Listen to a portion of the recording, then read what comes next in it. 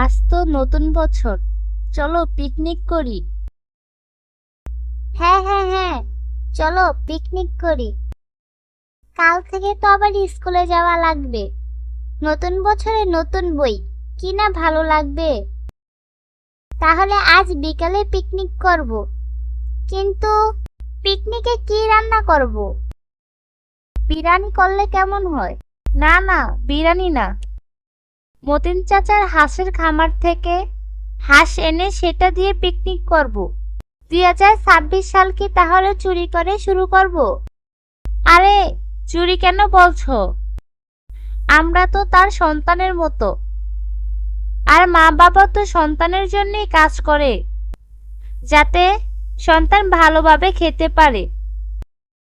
আর সেখানে তো অনেকগুলো হাঁস, আমরা সেখান থেকে একটা আনলে সে তো বলতেই পারবে না। যদি আমাদেরকে ধরে পিটায়? আরে না, আমার উপর ভরসা কর, আমি আছি না, আমি তোদেরকে ছাড়িয়ে নিব। আচ্ছা ঠিক আছে, আজ রাত তাহলে সবাই মতিন চাচার খামারে যাব।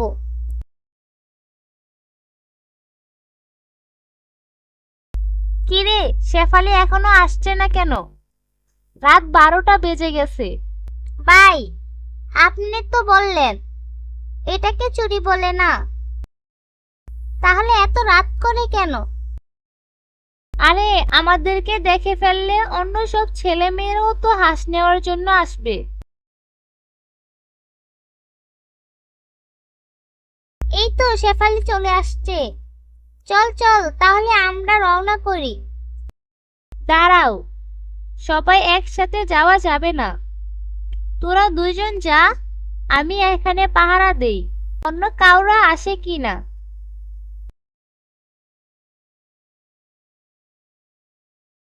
ওই হাঁসটা অনেক বড়, চল ওই হাঁসটা ধরি।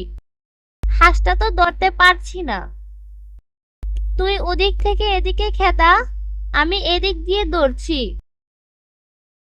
কে রে কে? আমার খামারে হাঁস চুরি করছে?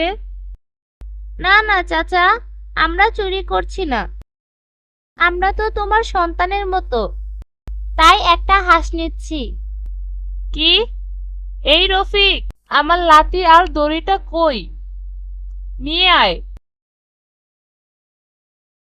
চাচা, আমাদেরকে মাফ করে দিন, আমরা আর কোনোদিনও আসবো না। চুরি করে আবার বড় বড় কথা বলছিস? তোদের বাবার নাম কি? তোদের বাবাকে এনে তারপর তোদেরকে ছাড়বো।